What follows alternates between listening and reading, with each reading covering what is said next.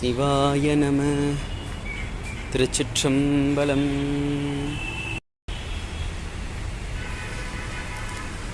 கிண்டி, சென்னை கிண்டி பார்த்திங்கன்னா ஒரு பரபரப்பான ஒரு இடம். அந்த பரபரப்பான ஒரு இடத்துல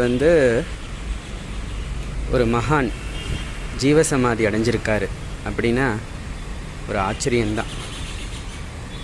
ஸ்ரீ சத்யானந்த சுவாமிகள்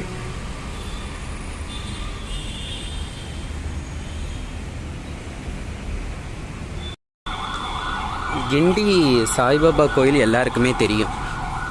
அந்த சாய்பாபா கோயிலினுடைய வளாகத்திலேயே சுவாமிகளுடைய ஜீவசமாதி இருக்குது.